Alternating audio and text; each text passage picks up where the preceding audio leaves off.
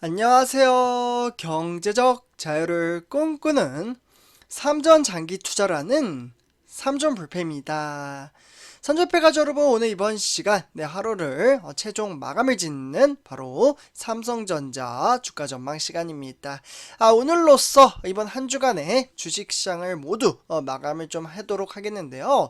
그래서 이번 한 주 우리 삼전불패 가족분들도 아시다시피 참으로 이제 외부적인 이슈들과 그리고 좀 악재들도 좀 많이 있었죠. 네, 그렇기 때문에 이러한 것들이 겹겹이 좀 겹치다 보니 조금은 어려운 주식시장으로 이어졌습니다. 이에 따라 적지 않은 스트레스로 인해서 좀 심적으로 상당히 좀 불안해 하시는 분들도 계시지만 대체적으로 제가 댓글을 좀 살펴보니까 오히려 주가의 하락은 줍줍의 기회라고 생각을 하고, 그에 따라 한 주를 매수를 하더라도 조금 더 싸게 추가 매수를 함으로써 주식 수량을 늘려나가시는 분들이 상당히 많이 계셨습니다. 그래서 일단 선전표점들 제가 전체적인 시황과 업황에 따라 마인드 컨트롤을 해야지만 우리는 이 어려운 주식시장을 이겨낼 수가 있는데요. 그렇기 때문에 일단 전체적인 시황과 업황에 대해서 좀 말씀을 드리기에 앞서 선전표점들 구독과 좋아요 꼭 한 번씩 부탁드리겠습니다. 그리고 이에 따라 간단한 댓글 한 번씩만 작성을 해주시면 좋을 것 같고요.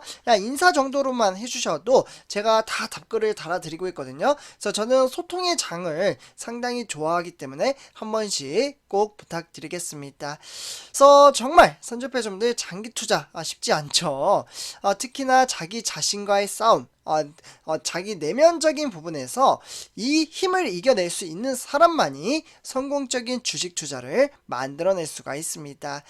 그렇기 때문에 지금 증시 방향성이 지속적으로 조금씩 하락장으로 이어짐에 따라 심적으로 좀 불안해 하시는 분들이 계시는데요. 그러한 분들은 대체적으로 줄인이라고 이제 표현을 하고 있고, 저는 오히려 이 기회를 잘 살려나가셨으면 좋겠습니다. 결국에는 제가 이렇게 방송을 토대로 이제 장기 투자에 대한 개념과 이념에 대해서 말씀을 드리지만, 이렇게 제가 말씀을 드린 것을 토대로 경험을 해본다면 백날 말씀드리는 것보다는 직접 경험한 것을 토대로 장기 투자를 한다면 저는 충분히 성공적인 주식 투자를 만들어낼 수 있다고 생각을 합니다.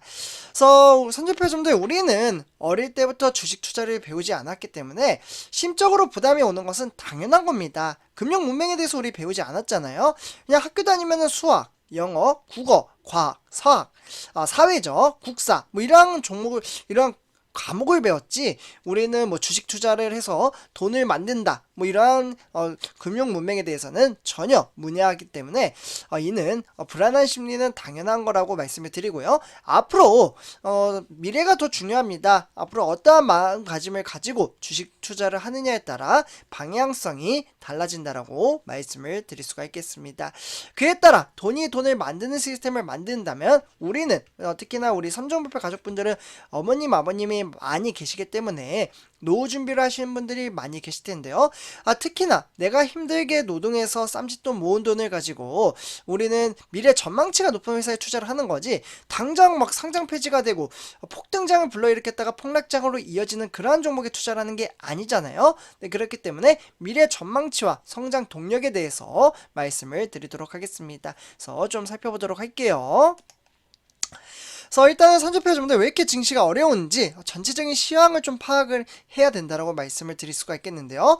일단은 이제 고유 물가, 이 물가 때문입니다. 지금 금리 인상에 대한 부분이 또다시 거론이 됨에 따라 증시가 조금은 어렵게 흘러가고 있는데요.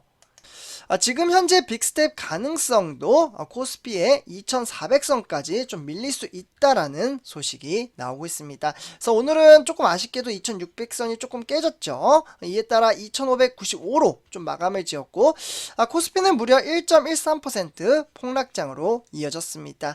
그래서 증시는 장 초반부터 하락세로 이어지더니 이 상태로 지속적으로 좀 이어졌다라고 보시면 좋을 것 같고요. 그래서 오늘은 외국인과 기관의 매도세가 나타남에 따라 증시를 끌어내렸다라고 볼 수가 있겠고, 특히 외국인은 8,483억 원어치를 팔아치웠습니다. 확연히 선조표준들 외국인이 빠져나가면 증시는 참으로 좀 어렵게 흘러가는 것 같고요. 이에 따라 기간 또한 2,824억 원어치를 팔아치움에 따라 증시를 조금은 어렵게 만들었다라고 보시면 좋을 것 같습니다. 그래서 이렇게 외국인과 기관이 팔아치우자 누가 매수를 했나요? 바로 우리 개미 투자자의 저력을 보여주었던 주식시장이라고 볼 수가 있는데, 지금 화면에 보시다시피 개미 투자자는 또다시 다시금 4일 연속적으로 매수를 하고 있고, 특히나 오늘 같은 경우에는 1조 1천억 원어치를 추가 매수를 했습니다. 그래서 일단은 이렇게 오늘 시황 같은 경우에는 이렇게 좀 나타났고요. 이에 따라 그러면 코스피를 왜 이렇게 하락장으로 이어지는가, 그 이유에 대해서 좀 알아야 되잖아요. 그래서 그 부분을 조금 살펴보시면요, 일단 1번부터 차근차근 좀 살펴보시면 좋을 것 같습니다. 그러니까 인플레이션에 대한 근본 원인은 이런 것들이 좀 넘치다 보니 유동성보다는 바로 많은 분들이 아시다시피 러시아와 이 우크라이나 전쟁 사태로 인해서 지금 경유값 그리고 휘발유 가격이 정말 무섭게 치솟아 오르고 있는 상황 속에서 일단은 공급망 변목 현상이 있지만 각국의 중앙은행은 기준 금리를 올리는 것 외에는 사용할 카드가 없다라고 이야기가 나왔습니다. 그러니까 이 20이라고 불려요. 이 중앙은행 같은 경우에는 그렇기 때문에 급격한 통화 긴축이 경기 둔화를 촉발할 것이라는 우려감이 나타났고요. 그렇기 때문에 인플레이션에서는 미국에 이어 유럽도 금리 인상을 예고한 것이 증시를 끌어내렸습니다. 그러니까 유럽도 여기 보이시죠? 이게 주어인데 상당히 중요한 문구입니다. 유럽이 금리 인상을 예고했기 때문에 증시가 폭락장으로 이어졌고요. 그에 따라서 그러면 얼마나 금리 인상을 하느냐? 보시면은 7월달에 기준금리를 0.25% 인상할 계획을 발표를 했습니다. 그러니까 일단 7월달에 이러한 이제 전망치가 나옴에 따라 증시에 고스란히 영향을 끼쳤고, 그에 따라서 이제 9월달에 한 번 더 어느 정도 금리 인상의 폭도 결정을 하겠다라고 발표를 했습니다. 그래서 요 이슈 때문에 선집배점들 뉴욕 증시가 폭락장으로 이어졌고, 뉴욕의 기술주, 반도체, 우리나라 코스피, 삼성전자까지 이어짐에 따라 증시가 어렵게 나타났다라고 보시면 좋을 것 같습니다.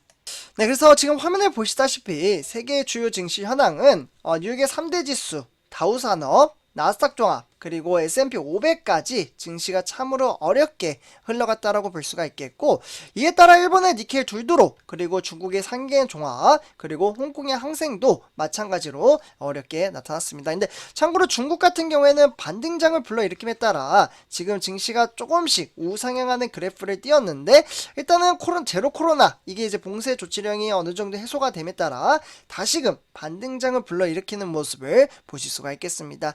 선조표가 좀 더 이처럼 그동안 제로 코로나 이슈로 인해서 세계 글로벌 장세도 상당히 어렵게 나타났지만, 이 또한 문제가 해결이 됨에 따라 증시는 다시 상승할 수 있는 그 저력을 보여주었습니다. 다만 금리 인상에 대한 부분은 시간이 가면 갈수록 앞으로도 계속해서 나오는 거거든요. 그래서 이럴 때마다 주가가 하락장으로 이어질 가능성이 상당히 큰데, 그럴 때 이겨낼 수 있는 사람만이 성공적인 주식 투자를 만들어낼 수가 있습니다. 그래서 저 같은 경우는 수도 없이 이런 것들을 이제 경험을 해봤기 때문에 사실 무덤덤합니다. 왜냐면 내가 매도 버튼을 누르지 않으면 사실 큰 문제는 아니거든요. 그러나 주린이 분들은 아마도 심적으로 계속해서 주가가 빠지다 보니까 따지고 보면 사실 코스피가 기존에는 거의 뭐 3,300 이렇게까지 올라갔었잖아요. 그때 이야기가 나왔던 게 3,600까지 갈 수 있다, 막 이렇게 이야기가 나왔고, 이에 따라 어느 정도 좀 긍정적인 장세 가는 거 아니냐 막 이랬지만, 오히려 지금 반대로 2,300까지 빠질 위험, 2,300은 너무 있죠. 2,400까지 빠질 위협에 있다 보니까 증시가 어렵게 나타났다라고 보시면 좋을 것 같습니다. 네, 그래서 오늘 우리나라 주요 증시 현황 시가총 1위부터 10위를 간단하게 좀 살펴보시면요, 일단은 여기 보시면 삼성전자 조금 아쉽게도 2% 넘게 폭락장으로 이어졌고, 이에 따라 나머지 반도체주도 상당히 조금은 어렵게 나타나는 모습을 보실 수가 있겠습니다. SK하이닉스, 삼성전자 우선주, 네이버와 LG화학 이렇게 좀 구성이 되어 있죠. 그리고 추가적으로 카카오도 포함이 되어 있습니다. 하지만 현대차와 삼성 SDI 그리고 LG 에너지 솔루션은 반등장을 보여주었네요. 그래서 이처럼 아직은 이제 주식시장이 변동성 장세에 따라 조금은 어렵게 흘러가고 있다라고 보시면 좋을 것 같습니다. 그래서 이렇게 참고하시면 좋을 것 같고요. 네, 그래서 오늘 삼성전자 오늘 63,800원에 2.15% 증시는 천천히 우하향하는 그래프를 띄우고 있고요. 그렇기 때문에 증시는 63,800원에 마감을 지었습니다. 그래서 오늘 이렇게 증시가 조금 어렵게 나타남에 따라 외인들의 수급이 빠져나갈 가능성이 상당히 크다라고 말씀을 드릴 수가 있겠는데요. 외인들이 얼마나 매도를 했는지 한번 살펴보도록 하겠습니다. 그래서 삼성전자 투자자별 매매 동향을 좀 살펴보시면요. 선수표준자 오늘 그러니까 거의 뭐 6일 연속 지금 매도세가 나타나고 있고, 이에 따라 외인들의 수급이 빠져나감에 따라 증시를 어렵게 만들었다라고 보시면 좋을 것 같습니다. 그래서 오늘 외국인은 930만 주, 기관은 110만 주를 매도함에 따라 증시를 끌어내렸고, 그에 따라서 이제 개미 투자자가 오늘 1조 1000억 정도 매수를 했다라고 말씀을 드렸잖아요. 네, 그렇기 때문에 오늘은 거의 뭐 100, 천만 주를 매수를 했네요. 네, 그래서 상당히 많이 매수를 했고요. 순간 행 걸렸습니다. 머리가 멍해졌는데 이렇게 단위가 갑자기 커지면은 약간은 좀 딜레이가 걸리는 것 같습니다. 네, 이 부분 조금 죄송하고요. 그래서 어쨌거나 이제 오늘은 증권이나 투신, 은행에서 매도를 했지만 종금이나 보험, 연기금에서는 추가 매수를 해주었습니다. 그래서 이렇게 참고하시면 좋을 것 같고요. 그래서 오늘 삼성전자 주가 흐름은 58,500원에 마감을 지었으며, 역시나 삼성전자 형님인 보통주와 동일하게 증시의 흐름세는 천천히 우하향하고 있는 그래프를 띄우고 있습니다. 참으로 어렵죠. 그래서 역시 우선주도 외인들의 매도세가 나타날 가능성이 상당히 크다라고 생각이 드는데 한번 좀 보도록 할게요. 그래서 오늘 삼성전자 우선주 한번 투자자별 매매 동향을 보시면 65,300원 이렇게 300주를 매도를 했다라고 볼 수가 있겠고, 이에 따라서 이제 기관도 17만 주를 매도를 했습니다. 결국에는 외인과 기관의 매도세가 증시를 끌어내렸다라고 보시면 좋을 것 같아요. 전형적인 주식 형태의 방향성이죠. 이에 따라 개미 투자자만 추가 매수를 하고 있고, 25만 1000주를 추가 매수했다, 이 정도로만 보시면 좋을 것 같습니다. 그리고 투신과 종금에서 매수를 했지만 보험과 연기금에서는 매도를 했다, 요렇게 참고하시면 좋을 것 같고요. 네, 그래서 오늘 삼성전자 공매도 현황, 오늘은 100만 주를 공매도를 때렸다라고 볼 수가 있겠고요. 공매도의 여파도 사실 삼성전자 증시를 끌어내리는 데 있어서 상당히 큰 역할을 하고 있습니다. 여기 보시면 어제 같은 경우에도 230만 주를 공매도를 때렸습니다. 그러니까 연 이틀 합치면은 거의 뭐 330만 주를 공매도를 때린 결과가 나오고 있죠. 그래서 이 공매도 같은 경우에는 사실 개미 투자자에게는 상당히 불리한 요건 중에 요충이지 않나라는 생각이 듭니다. 그래서 뭐 개정법을 만들어 준다고 했지만 아직은 뭐 별다른 이야기는 없는 것 같습니다. 그래서 뭔가 새로운 소식이 나오면 이 부분은 제가 우리 삼전물배 가족분들에게 말씀을 드리도록 하겠습니다. 다음은 이제 삼성전자 뉴스 총 3가지 소식 오늘 준비를 했는데요. 오늘은 어떤 소식이 있었는지 한번 살펴보도록 하겠습니다. 그래서 일단 첫 번째 소식입니다. ASML 슈퍼을이라는 회사이죠. 이재용 이제 부회장이 이제 방문을 함에 따라 많은 분들이 아시다시피 현재 해외 출장길에 나섰잖아요. 네, 왜냐? 영업 활동을 하기 위해서죠. 그래서 일단은 이제 네덜란드에서 반도체 장비 논의에 임박했다라고 볼 수가 있겠는데요. 실제로 ASML 본사에서는 페트로 베닝크 최고 경영자이죠. 요 ASML 이제 CEO라고도 불리는데 핵심 경영진들을 좀 만나서 EUV 노광기 수급 현황을 직접 점검할 것으로 보여짐에 따라 결국에는 ASML은 EUV 노광기를 세계에서 단독으로 공급을 하는 회사입니다. 그렇기 때문에 EUV 같은 경우에는 총 1년에 40대를 한 40대가량 생산을 한다고 볼 수가 있겠고, 가격은 제가 방송에서도 말씀을 드렸지만 한 대당 1,500에서 2,000억 정도 된다라고 보시면 좋을 것 같습니다. 결국에는 삼성전자, 인텔, TSMC 이러한 세계적인 반도체 반도체 회사들이 이 장비를 선점하기 위해서 치열한 경쟁을 벌이고 있고요. 결국에는 7나노미터 이하의 반도체 효율적으로 생산하기 위한 핵심 장비라고 보시면 좋을 것 같습니다. 그래서 삼성전자는 이 장비 수분 무조건 해야 되고요. 이에 따라서 2030년까지 어떻게 보면은 지금 뭐 시스템 반도체 1위 1위를 목표로 삼고 있기 때문에 삼성전자는 최신 장비를 일찍 확보를 해야지만이 경쟁사보다 먼저 초미세 공정을 구현할 수 있다라는 당면과제에 놓여져 있습니다. 그래서 이렇게 첫 번째 소식 전해드리고요.